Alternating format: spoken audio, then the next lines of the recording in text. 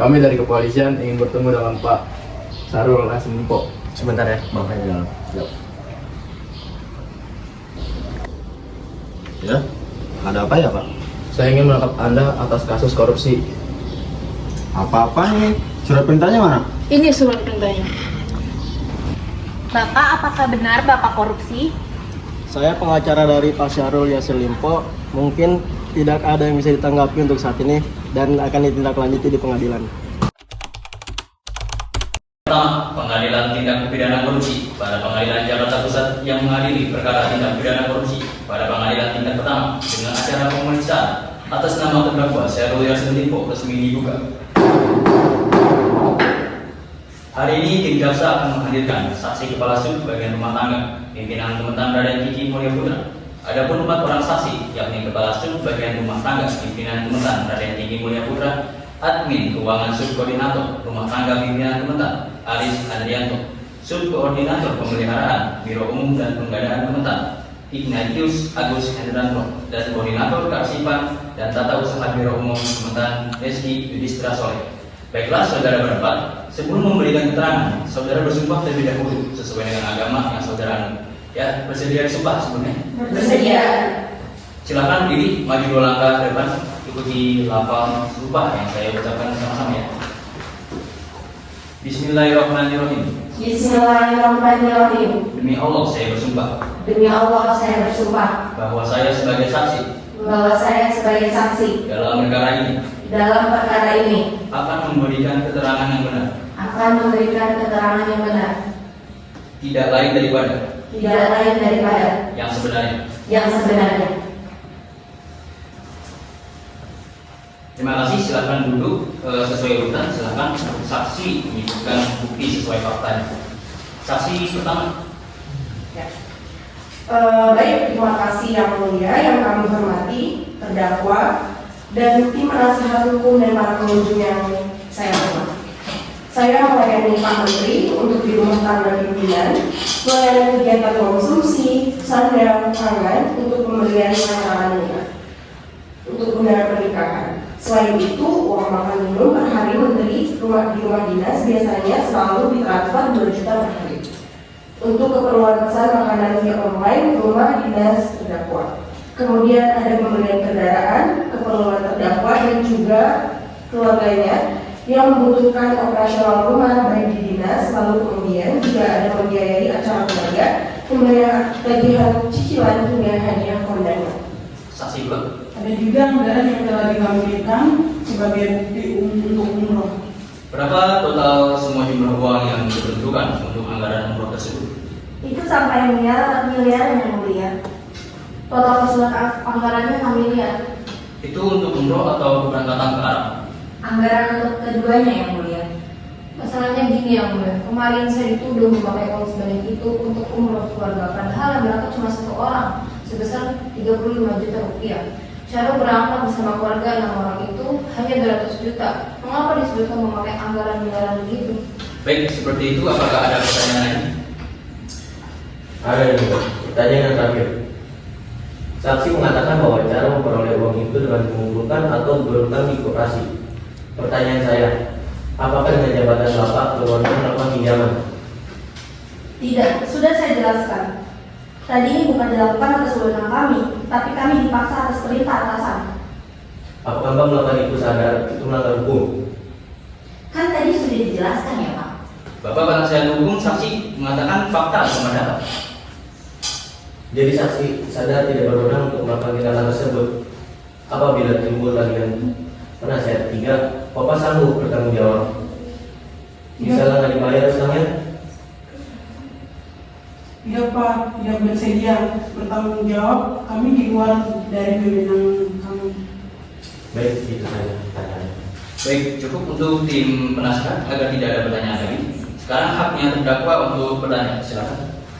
Apakah para saksi pernah melihat langsung atau mendengar langsung, baik katanya atau dari orang saya perintah, orang yang minta uang dan dibayarkan? Tidak benar. Apakah saudara pernah berhubungan dengan terdakwa? Tidak, itu tidak benar Pak. Apakah saudara pernah dimintai langsung oleh terdakwa? Tidak, itu tidak benar. Pertanyaan kedua Pak, Di Kementan penuh, klien kami mendapatkan penghargaan dari KPK 4 kali tentang korupsi. Apakah saksi pernah mendapatkan penghargaan dari KPK? Kenapa? Baik, dari tim penasihat hukum dan tim penuntut umum, KPK ada pertanyaan lagi? Ada. Izin yang mulia, untuk pertanyaan sudah cukup, namun kami ada tanggapan. Baik, untuk tanggapan dan pembelaan diajukan dalam bentuk tulis. Baik yang mulia. Bagaimana dengan tim penuntut umum KPK? Sudah cukup yang mulia. Baik, karena sudah cukup, nanti untuk tanggapan dan pembelaan diajukan secara tertulis. Baik, terima kasih untuk sidang hari ini resmi ditutup. Assalamualaikum warahmatullahi wabarakatuh. Waalaikumsalam warahmatullahi wabarakatuh. Sidang lanjutan pemeriksaan pidana khusus tindak pidana korupsi nomor 20, 21, dan 22 Pitsus TPK 2024 PN Jakarta Pusat atas nama terdakwa Syahrul Yassin Limpo. Majelis hakim dipersilakan memasuki ruangan sidang. Hadirin dimohon berdiri.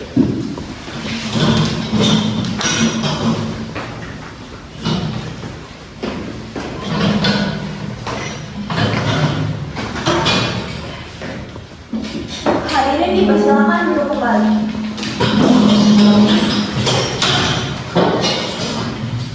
Untuk rekan-rekan wartawan dan pengunjung sidang yang saya hormati, saya mengingatkan untuk tertib di persidangan agar kita sama-sama bisa mendengar isi dari putusan majelis hakim. Baik, kita mulai. Pak Jaksa sudah siap. Dari tim hukum kita mulai. Bismillahirrahmanirrahim. Sidang lanjutan pemeriksaan pidana khusus tindak pidana korupsi nomor 20, 21, 22 Pitsus TPK 2024 Pengadilan Negeri Jakarta Pusat atas nama terdakwa Syahrul Yassin Limpo dinyatakan digugat dan terbuka untuk umum. Sesuai penundaan sidang yang lalu, hari ini adalah pembacaan putusan terhadap diri saudara-saudara. Kami majelis hakim sudah bermusyawarah untuk pembacaan putusan hari ini. Saudara dengarkan baik-baik putusan yang akan dibacakan oleh majelis hakim secara berturut-turut.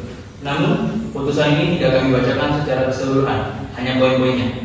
Kami langsung masuk pertimbangan hukum. Baik, putusan nomor 20, 21, 22 Pitsus TPK 2024 Pengadilan Negeri Jakarta Pusat. Demi keadilan berdasarkan ketuhanan yang Maha Esa, Pengadilan Tindak Pidana Korupsi pada Pengadilan Jakarta Pusat yang mengadili perkara tindak pidana korupsi pada pengadilan tingkat pertama dengan acara pemeriksaan biasa telah menjatuhkan putusan sebagai berikut dalam perkara atas nama terdakwa Syahrul Yassin Limpo yang sebagaimana terangkum dalam isi putusan diharapkan dibacakan. Terdakwa SYL ditahan oleh penyidik sejak tanggal 13 Oktober 2023 sampai dengan hari ini. Terdakwa SYL untuk pemeriksaan di depan persidangan pengadilan tindak pidana korupsi Jakarta Pusat didampingi tim penasihat hukumnya Pengadilan Tindak Korupsi pada Pengadilan Jakarta Pusat setelah membaca perkataan Ketua Pengadilan Tindak Pidana Korupsi pada Pengadilan Jakarta Pusat nomor 2021-22 Pitsus TPK 2024 Pengadilan Negeri Jakarta Pusat tanggal 20 Februari 2024 tentang penunjukan majelis hakim untuk mengadili perkara atas nama terdakwa Syahrul.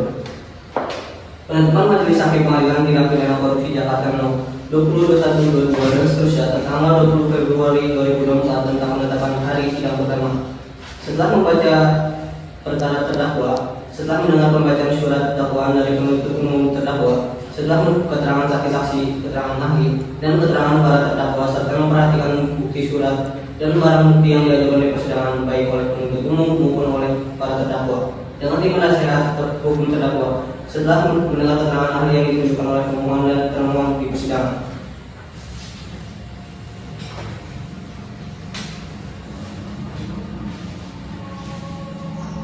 Menimbang bahwa pemohon telah mengajukan permohonan peradilan tertanggal 11 Oktober 2023 yang terdaftar di Panitiaan Pidana Pengadilan Negeri Jakarta Selatan. Dalam daftar register nomor 114 PIE Pra 2023 Pengadilan Negeri Jakarta Selatan tertanggal 11 Oktober 2023 dengan mengemukakan alasan-alasan sebagai berikut. 1. Surat Komisi Pemberantasan Korupsi nomor B53 di 002309/2023 tanggal 27 September 2023 perihal untuk pemberian tahunya di bulannya penyidikan yang dikirimkan kepada pemohon untuk selanjutnya disebut SPDP 1. 2. Surat Komisi Pemberantasan Korupsi nomor B54-0023/09/2023 tanggal 27 September 2023 perihal pemberitahuan yang dimulainya penyidikan yang dikirimkan kepada pemohon untuk selanjutnya disebut SPDP 2. Surat panggilan nomor SPGL 6809 di 01.0023/10/2023 tanggal 19 September 2023 untuk selanjutnya disebut surat panggilan TSK. Mengingat pemohon telah dinyatakan sebagai tersangka berdasarkan sprindik 1 dan sprindik 2 dan surat panggilan TSK, maka pemohon mengajukan permohonan pra peradilan atas penetapan tersangka yang dilakukan oleh pemohon para pemohon.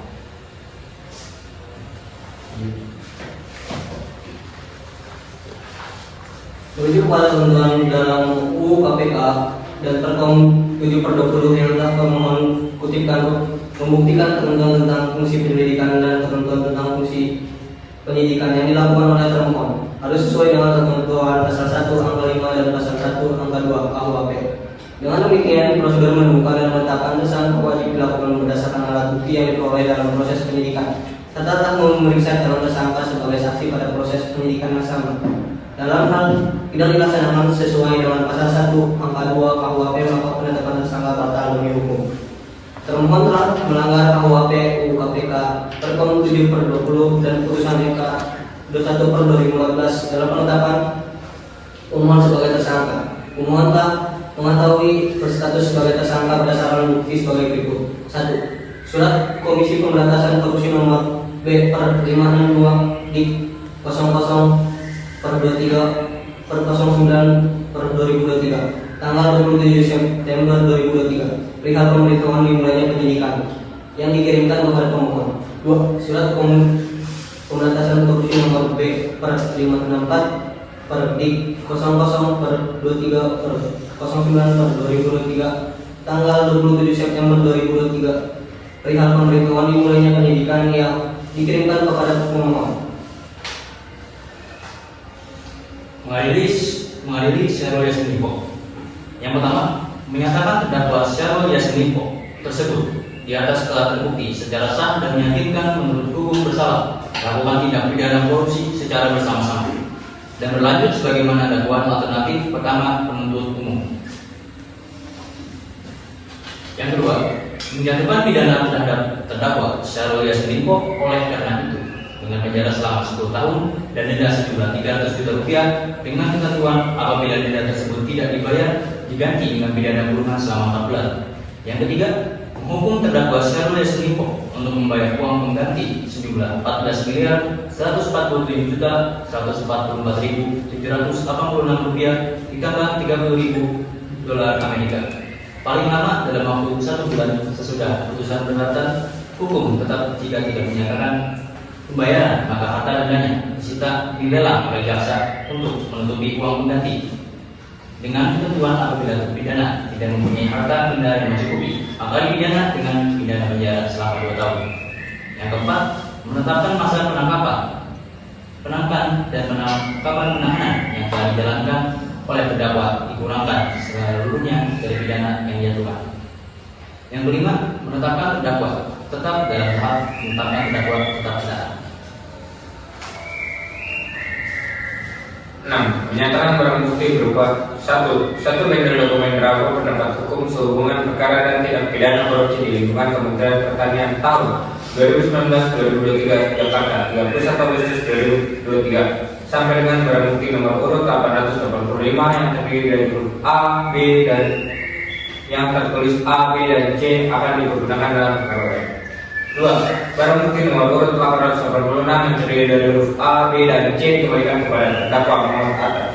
3. Barang bukti nomor urut 887 yang terdiri dari huruf A dan B akan dipergunakan dalam perkara lain. 4. Barang bukti nomor urut 888 sampai dengan barang bukti nomor urut 976 dirampas negara dan diperhitungkan sebagai kompensasi pidana tambahan pembayaran uang pengganti yang dibebankan kepada terdakwa. 5. Barang bukti nomor 977 dan 974 akan digunakan dalam perkara lain. 6. Barang bukti nomor urut 978 sampai dengan barang bukti nomor urut 981 dirampas untuk negara dan diperhitungkan sebagai kompensasi pidana tambahan pembayaran uang penggantian diberikan kepada terdakwa. 7. Barang bukti nomor urut 982 sampai dengan barang bukti nomor urut 984 dikembalikan kepada terdakwa Muhammad Hatta. 8. Barang bukti nomor urut 985 sampai barang bukti nomor urut 1001 dirampas untuk negara dan diperhitungkan sebagai kompensasi pidana tambahan pembayaran uang penggantian yang dibebankan kepada terdakwa. 9. Barang bukti nomor urut 1002 dirampas untuk negara dan diperhitungkan sebagai kompensasi pidana tambahan pembayaran uang penggantian yang dibebankan kepada terdakwa. 10. Barang bukti nomor urut 1003 sampai dengan barang bukti nomor urut 1005 dikembalikan kepada terdakwa. 11. Barang bukti nomor urut 1551 akan digunakan dalam perkara lain. 12. Barang bukti nomor urut 1552 sampai dengan barang bukti nomor urut 1061 dikembalikan kepada terdakwa Syahrul Yassin Limpo. 13. Barang bukti nomor urut 1062 akan dipergikan dalam perkara lain. 14. Barang bukti nomor urut 1063 sampai dengan barang bukti nomor urut 80 dikembalikan kepada terdakwa Syahrul Yassin Limpo. 15. Menyatakan barang bukti tambahan sebesar 820 juta rupiah yang disetor oleh Ahmad Syaruni pada tanggal 8 Desember 2023 pada rekening penampungan KPK perkara Kementerian Pertanian pada Bank BNI nomor 8844 seterusnya.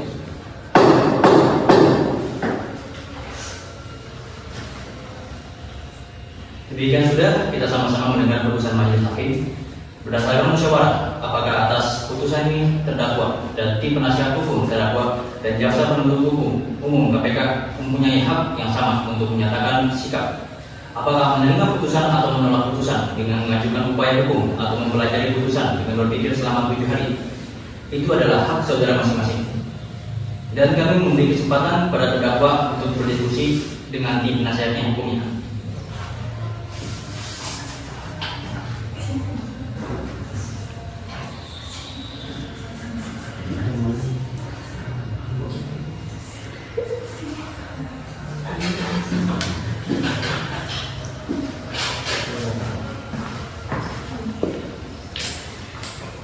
Yang mulia majelis hukum yang saya hormati dan jaksa penuntut umum serta para saudara yang ada dalam persidangan ini yang kami hormati dan kami banggakan.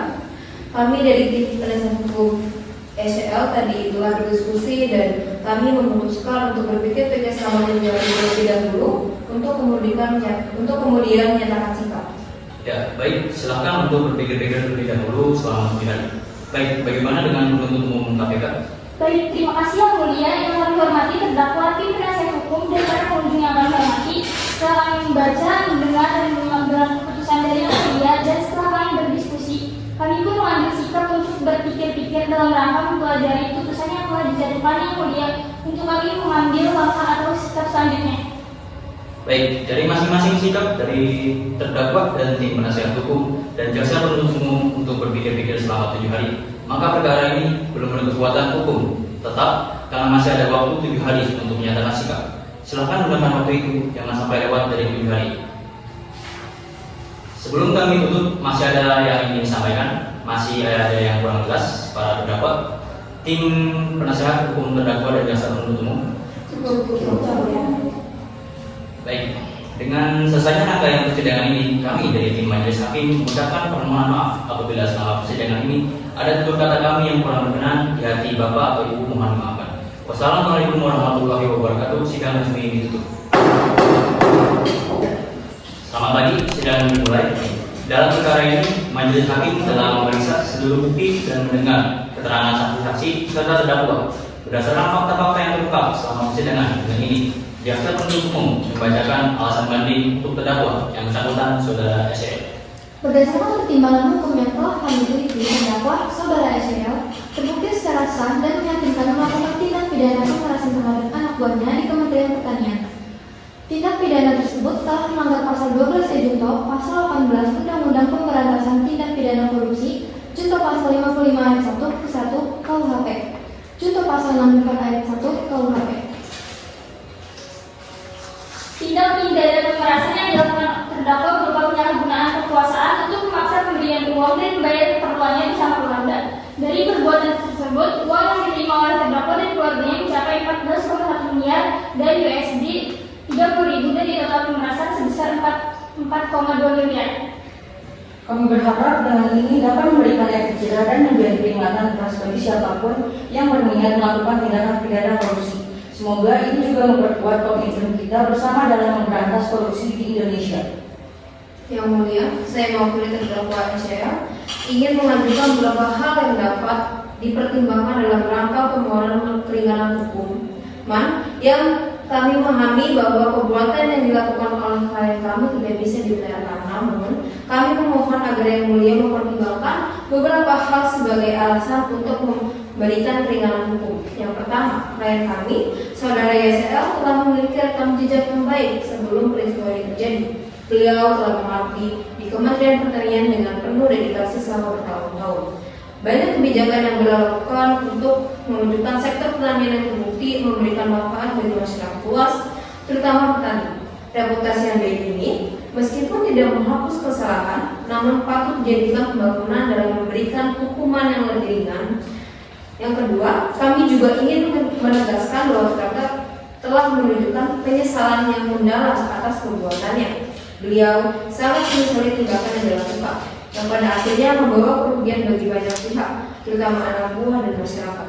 Sejak proses penyidikan hingga persidangan, klien kami kooperatif dan terbuka kepada penyidik. Bahkan beliau berkomitmen untuk mengembalikan sebagian dari uang yang telah diterima sebagai bentuk pertanggungjawaban. Baik, yang mulia, saya menambahkan. Yang ketiga, kami juga berharap agar yang mulia mempertimbangkan faktor keluarga terdakwa. Klien kami adalah seorang kepala keluarga yang memiliki tanggung jawab besar terhadap istri dan anak-anaknya. Hukuman yang terlalu berat akan berdampak signifikan tidak hanya terhadap terdakwa, tetapi juga terhadap keluarganya yang tidak terlibat dalam perkara ini. Yang mulia, kami memohon agar hukuman diberikan tidak hanya mengedepankan aspek punitif, namun juga memperhatikan rehabilitas dan kesempatan bagi terdakwa untuk memperbaiki dirinya. Oleh karena itu, kami memohon agar putusan ini dapat ditinjau kembali dengan memberikan keringanan hukuman. Setelah mempertimbangkan seluruh fakta yang terungkap dalam persidangan, mendengarkan pembelaan dari terdakwa, serta mendalami semua aspek hukum yang relevan, maka majelis hakim memutuskan menyatakan terdakwa saudara Sarul Yassin Limpo telah terbukti secara sah dan meyakinkan bersalah melakukan tindak pidana korupsi secara bersama-sama dan berlanjut, sebagaimana dakwaan alternatif dari jaksa penuntut umum. Menjatuhkan pidana terhadap terdakwa saudara Sarul Yassin Limpo berupa pidana penjara selama 12 tahun dan denda sebesar 500 juta rupiah. Apabila denda tersebut tidak dibayar, maka akan diganti dengan pidana kurungan selama 4 bulan. Hukum terdakwa untuk membayar utang uang pengganti sebesar 44.779.770.204 rupiah dan 30 US dollar. Uang pengganti tersebut harus dibayar paling lambat 1 bulan setelah putusan ini berkekuatan hukum tetap. Jika terdakwa tidak membayar uang pengganti tersebut dalam waktu yang ditentukan, maka harta terdakwa akan disita dan dilelang oleh jaksa untuk menuntut jumlah uang pengganti tersebut. Apabila setelah dilakukan penyitaan dan pelelangan harta benda ternyata tidak mencukupi, maka terdakwa akan dijatuhi pidana penjara tambahan selama 5 tahun. Demikianlah putusan ini dijatuhkan kepada pertimbangan yang matang dan mendalam sesuai dengan ketentuan hukum yang berlaku. Sidang ini dianggap selesai dan ditutup. Putusan ini bersifat mengikat dan apabila tidak ada upaya hukum lebih lanjut, maka putusan ini akan segera dijalankan. Sidang resmi.